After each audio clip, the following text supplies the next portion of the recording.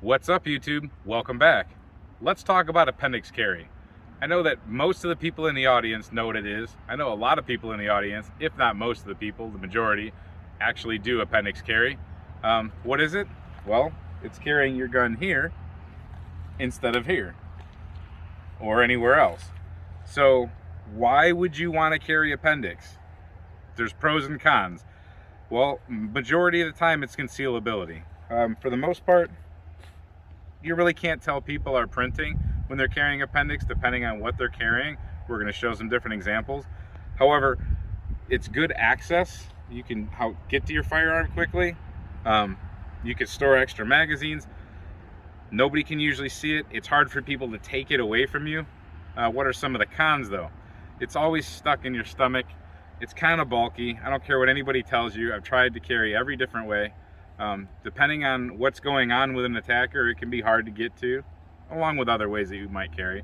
But I think the biggest problem with appendix carry is you're constantly breaking one of the biggest firearm safety rules there is don't point a gun at anything you don't intend to kill, shoot, or destroy, and that includes yourself. I'm going to repeat that again. Don't point a gun at anything that you don't intend to shoot, kill, or destroy, or not willing to, including yourself.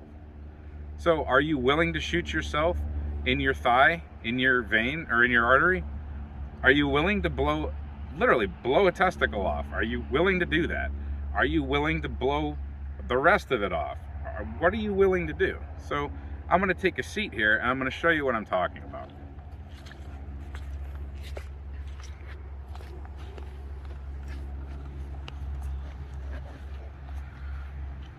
So one of the reasons I don't appendix carry is because I've got more of a gut than your average guy, probably, but that pushes the firearm forward. But no matter what, if you look where this firearm is, you should be able to clearly see that the muzzle of this firearm is pointed straight down.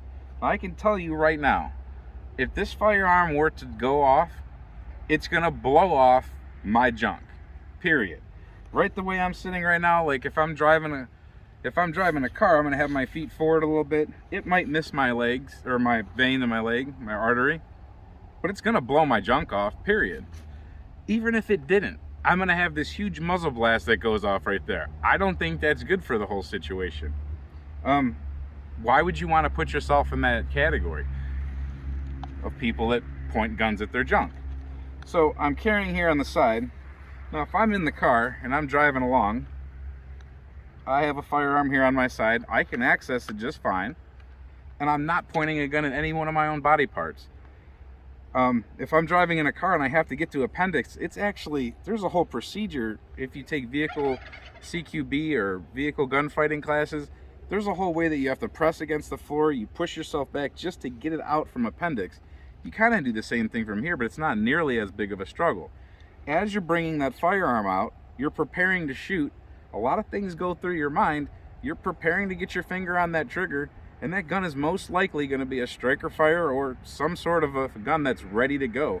A lot of these guns don't have safety. Anybody that's doing this with a Glock is going to pull this firearm out, and immediately, what are we doing? Other than snagging our clothes, we're printing ourselves. We're going to shoot ourselves in the leg, and as we come out, we're putting ourselves in the junk. And if anything goes on, we get our finger in that trigger guard, we could shoot ourselves. Now with this firearm, it has a safety. So anytime I carry my shield appendix, because sometimes I do, I make sure that when I'm at least holstering, I have that safety on. So all the time when that firearm goes in, it gets holstered. Notice how I press my body out so that if something happened, it would go out here anyway and hopefully not blow off my junk. You're supposed to do a little bit of an Elvis with your pelvis and get it out. But regardless, when you drag the firearm out, there's a safety. I could swipe it off because I'm used to 1911s. They're not as easy to get on as they are to get off. These guns were made to take this safety off. Swipe and it's ready to go. I'll do it again. Safety on, at least to put it in. Pelvis out and go slow. Make sure nothing's in the trigger guard. You've got your firearm. So if I had to draw this firearm, garment up, hands on, pull the gun out, swipe off safety, go. I could do that. Do I want to have to do that? No. But so these guns without safeties, you guys got to be extra careful. Extra careful. Now, I'm going to probably, I think, put a piece of video in here. And I love the guy. I watch his channel all the time. I'm not calling him out on anything other than he's got to slow down a little bit. It's a little bit of a bad habit for all you guys who are practicing, and you guys are whipping your firearms out and jamming them back in, and whipping your firearms and jamming them back in. You guys want to practice your draws. I get it. Dry fire's awesome. Drawing's awesome.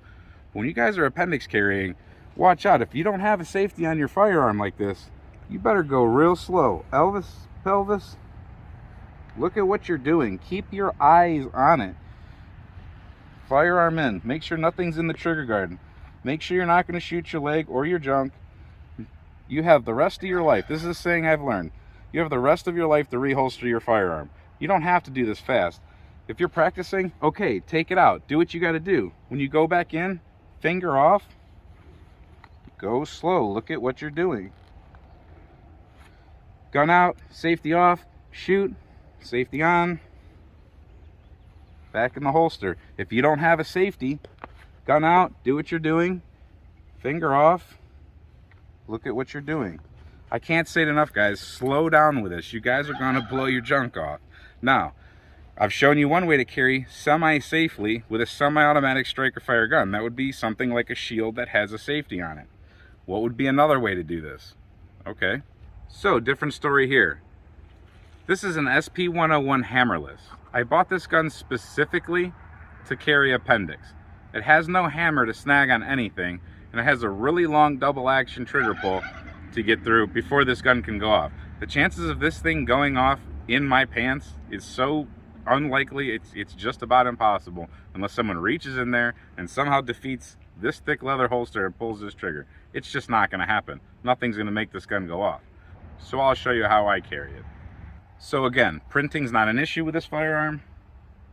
If I really stretch my shirt out, sure, you see my belt buckle more than you see the gun. Here's the butt of the gun. So for ultimate deep concealment, this is where it's at.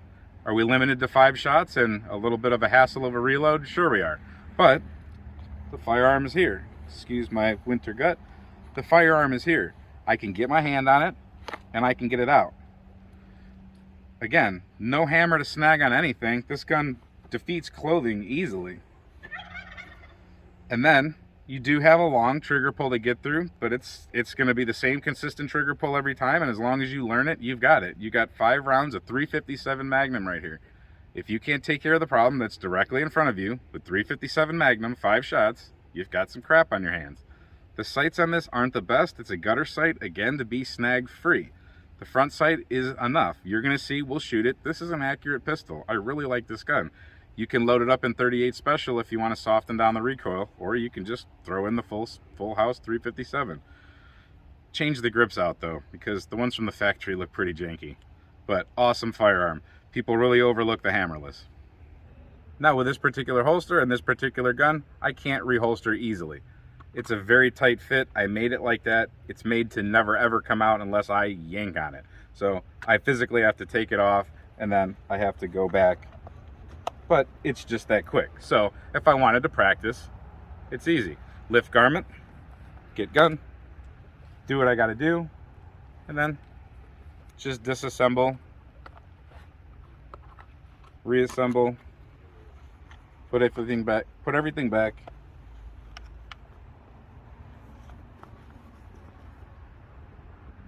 So if I need to practice, it's just a little bit trickier. It's not as easy because it's not Kydex, but again, lift garment, draw a gun, do what I gotta do, reload or whatever,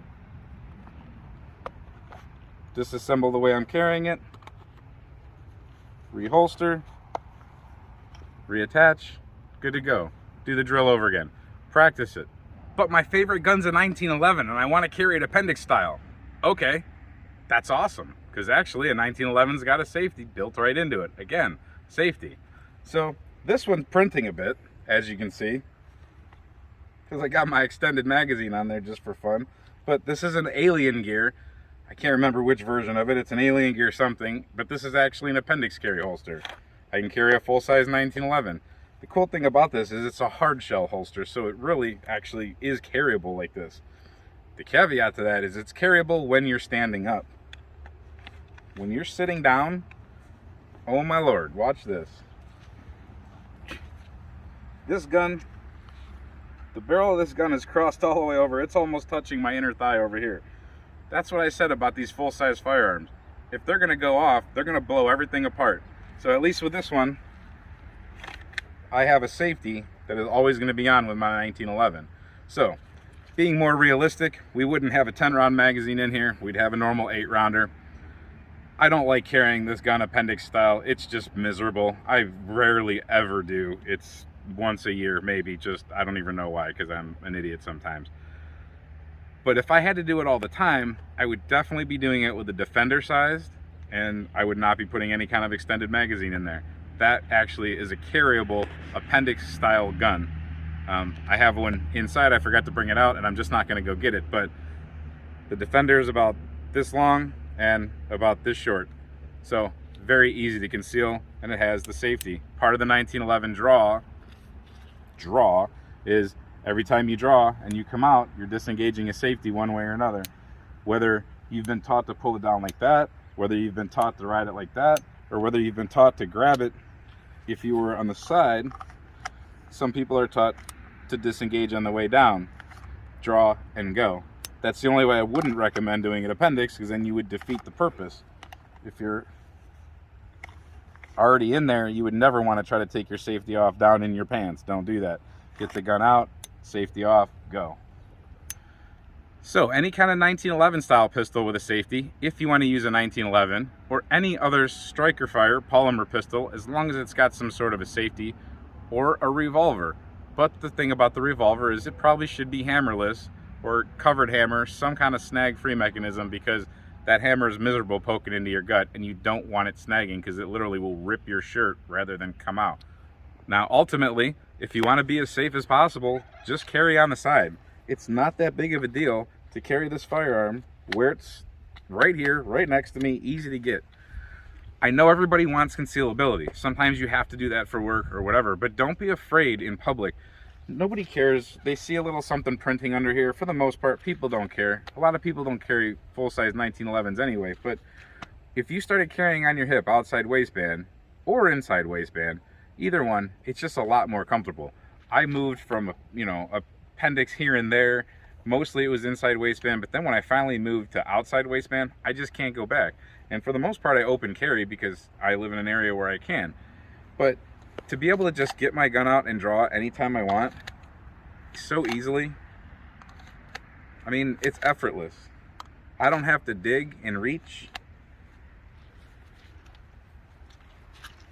So clearing a garment is hard enough with the gun outside. Watch me clear my garment. So what I'm supposed to do is garment up, gun out, and go.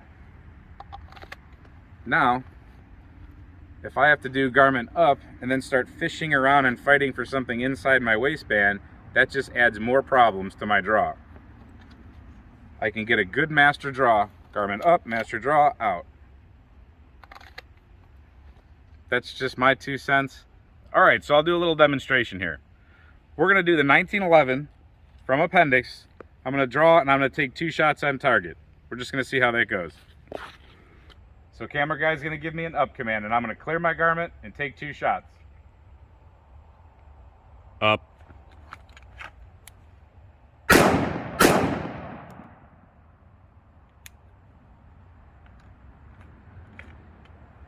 All right, those were decent shots. Now I'm gonna put my firearm on my side. Notice I throw my hip out so that if I shoot by accident, I don't put a bullet into my leg or heel. I'm gonna teach you guys safety while I'm at it doing these videos. And I'm using an extra long shirt here, kind of, that's untucked to show you about clearing garment. So now I'll do the exact same thing. Camera guy's gonna give me an up command. I'm gonna clear garment. This time I'm gonna swipe my safety off on the downward stroke, because that's how I do it. And we're gonna take 2 shots. Up.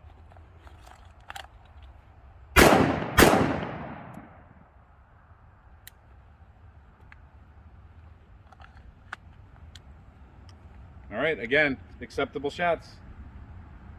Let's move on. Let's move on to a different firearm. So now I've got the SP101. This is the deep concealment one. This one takes me a bit to grab and get a good hold on. I have to jerk it to get it out. And then I have a long trigger pull to get through, and I've got it loaded with full house Hornady XTP 155 grain bullets. Or 125, something like that. Camera guy is going to give me an up command, and I'm going to take 2 shots. Up.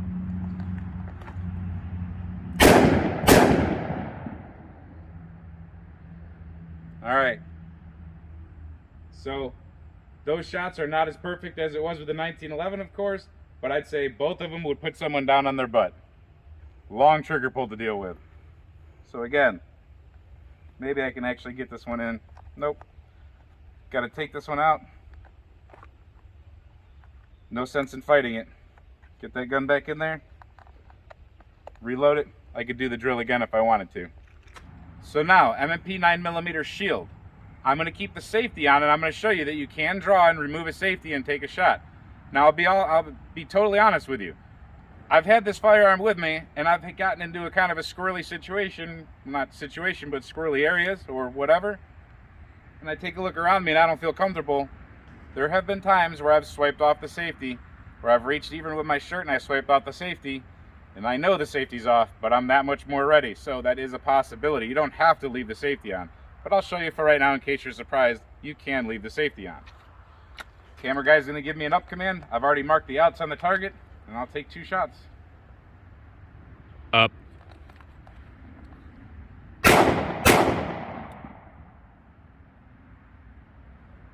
Put the safety back on. Reholster my firearm. All right, so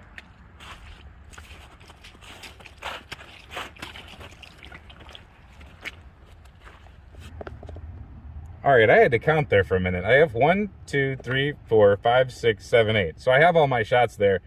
This one I just smeared the out with mud, and this is where the new one went. So 9mm and 9mm. So awesome shots. You can do it. I took the safety off and got into this guy. So I just think that there's safer ways to appendix carry. I know it's not ideal. I know they might not be your favorite firearms, but if you do have to appendix carry, consider the safety risks involved in carrying it with certain types of firearms. This is not a promotion for any specific type of gun or company or anything. I'm just saying, be careful, guys. Loaded firearms sitting in your crotch is bad news. When you start bleeding out, the clock starts ticking. You have a timer, and when that timer's up, that timer's up. If they can't stop the bleed or get enough blood back into you or get you where you need to be, it's lights out, guys. And this can happen during training. This can happen during getting dressed in the morning. This can happen during defending your life. So you think you're about to defend your life, and you might end your own life. Don't do it, guys. Try to be safe. Anyway, I know this is a pretty serious video, but I like to teach people. This probably won't be one of the most viewed videos, but if you can share it with people, that'd be great. Share the knowledge of safety with people. That's what this is all about. Every time someone gets themselves hurt, we look bad. And every time someone gets themselves hurt, we might lose somebody that we really care about. So teach somebody safety. Share this video. Click like, help YouTube get this thing to go around, and enjoy shooting. Have fun. Keep shooting. Stay safe. Wear your eyes and ears. Eyes and ears. But seriously, guys, it's kind of bonkers to point guns at all day. Remember, firearm safety. We talk about it. We teach our kids. We talk about it all the time. It's written down everywhere. It's in all the classes. Never point a gun at anything you don't intend to shoot, kill, or destroy, including yourself. Why are we doing it all day long and teaching other people to do it all day long? And when we're doing it in training, why are we doing it unsafely? How do I know this? I've seen a lot of training. Trust me, before you light me up in the comments. I've been to a lot of different training classes. I've seen a lot of different instructors. I've seen a lot of different students. I've seen police officers. I've seen military people. I've seen people who don't know anything. I've seen people who are high-speed guys who know what they're doing. I've seen them all screw up on that safety rule. They're all waiting and wanting to blow themselves apart in their thighs. Hey, that's not for me, but I'm just trying to be a little educational here. I'm not trying to start a war, but let me know what you think in the comments. Appendix carry, yes or no? Safe, yes or no? As always, thanks for watching. See you next time. Why are you so grouchy? Okay, goodbye.